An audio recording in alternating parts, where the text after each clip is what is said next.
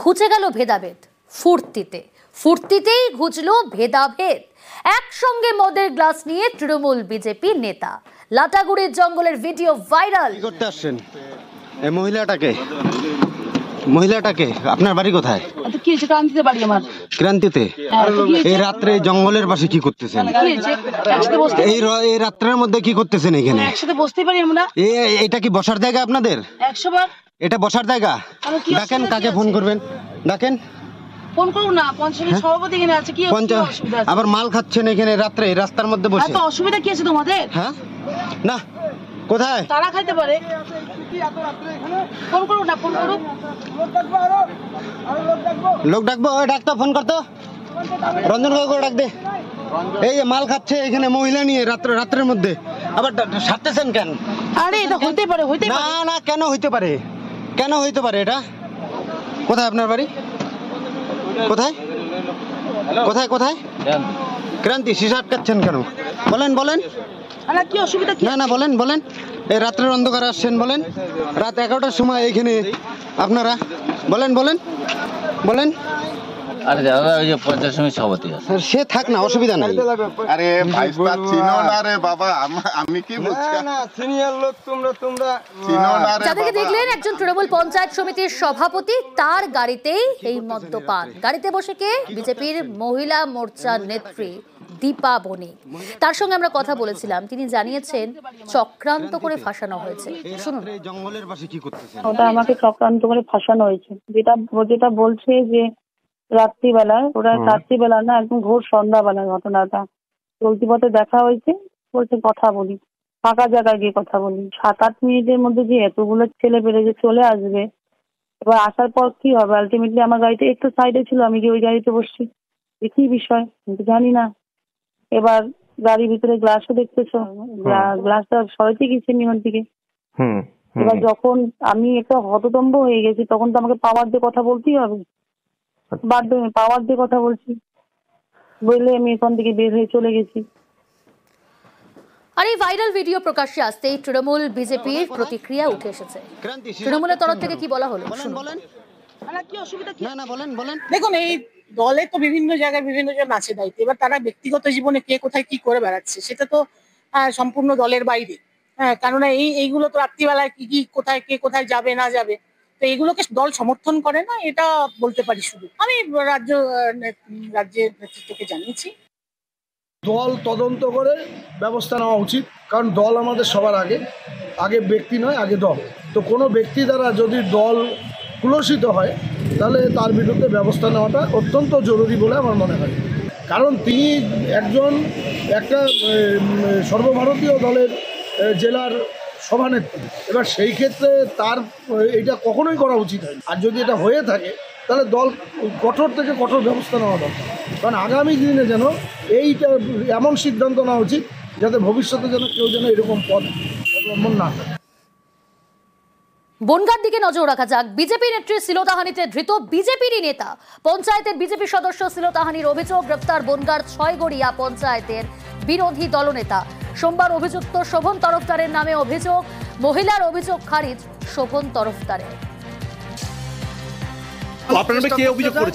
আমারই দলের মহিলা মেম্বার পূজা দেবনাথ। কি অভিযোগ করেছে আপনার বিরুদ্ধে? সেটা আমি সঠিক এখনো জানি না, তবে সম্পূর্ণ সে তার জায়গা না পাওয়ার কারণে আমার বিরুদ্ধে এই অভিযোগ। এটা আমার অপমান না, এটা পার্টির অপমান। অসভ্য ভাষায় তার স্বামী গালাগালি দেওয়ার কারণে আমি আমার কর্মী সমর্থকদের নিয়ে তাকে বোঝাতে গিয়েছিলাম, কিন্তু সে আলটিমেটলি আমার নামে কোনো কমপ্লেন করেছে থানায়।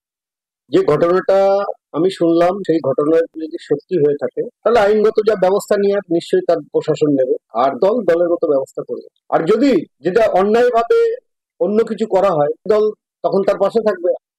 তমলুকের একটা খবর দিই আপনাদের। সরকারি জায়গা দখল করে ড্রেনের উপর শ্রমিক সংগঠনের অফিস, একের পর এক দোকান। সন্ধ্যের পর তৃণমূলের শ্রমিক সংগঠনের অফিসে বসে মদের আসর।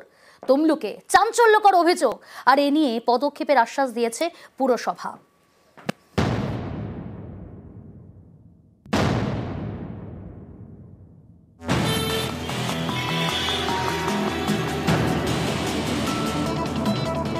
পূর্ব মেদিনীপুরের তমলুকের শঙ্কর আড়া বাসপুল, এখানেই সরকারি জায়গা দখল করে তৃণমূলের শ্রমিক সংগঠনের অফিস।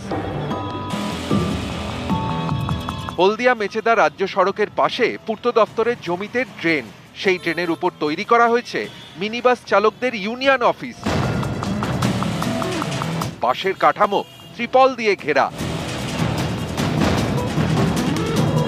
শুধু শ্রমিক সংগঠনের অফিসই নয়, সরকারি জায়গা দখল করে নর্দমার উপরে তৈরি হয়েছে একের পর এক দোকান।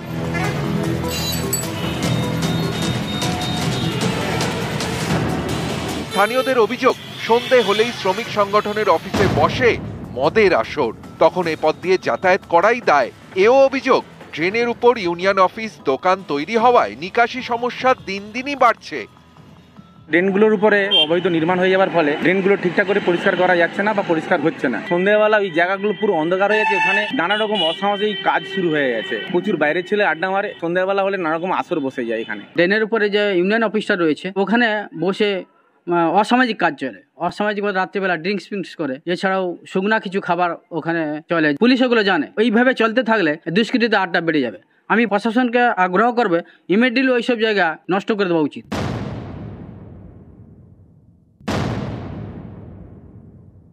আইএনটিডিউসি ড্রেনের উপরে যে অফিসটা আপনারা দেখেছেন, যেদিন সমস্ত দোকানদার উঠে যাবে আইএনটিডিউসি ইউনিয়নটা উঠে যাবে। অবৈধভাবে কোনোভাবে কোনো কিছু ড্রেনের উপরে থাকবে না। অভিযোগ আছে ওই অফিসে নাকি অসামাজিক কাজকর্ম। যারা অভিযোগ করেছে আমি নিশ্চিত করে বলতে পারি তারা তৃণমূল কংগ্রেসের বিরোধী, তাই এই প্রতিহিংসামূলক কথাবার্তা বলেছে। এরা বিজেপির সমর্থক, এরা চায় না যে তৃণমূলের বা আইএনটিডিউসি সংগঠন প্রতিষ্ঠা পাক।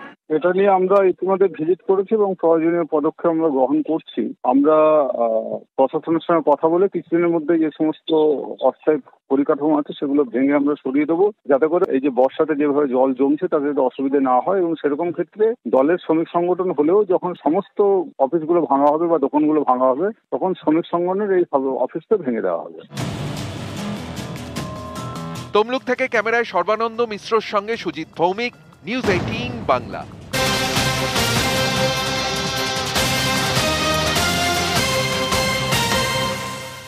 আপনাদের মনে আছে গত 30শে জুন আমরা দেখিয়েছিলাম খড়গপুরে প্রবীণ প্রতিবাদীকে রাস্তায় ফেলে বেধড়ক মারধর করেছিলেন বেবি কোলে।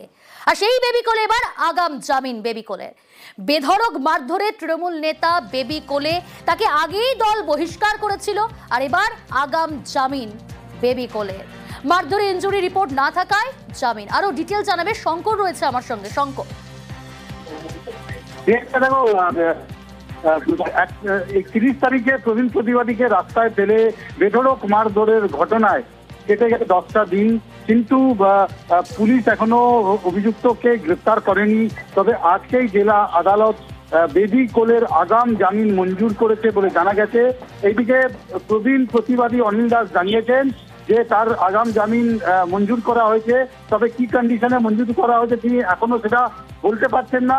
তবে বেবি কোলের যে আইনজীবী তিনি জানিয়েছেন যে বেবি কোলে আগাম জামিন মঞ্জুর করেছে জেলা আদালত এবং ইনজুরি রিপোর্ট না থাকার কারণে আগাম জামিন মঞ্জুর করা হয়েছে বলে যেটা আমরা জানতে পারছি। তুমি জানো যে 30 তারিখ প্রবীণ প্রতিবাদীকে রাস্তায় ফেলে বেধড়ক মারধরের ঘটনা ঘটেছিল, আর সেই মারধরের ঘটনা গোটা রাজ্য জুড়ে তোলপাড় হয়েছিল।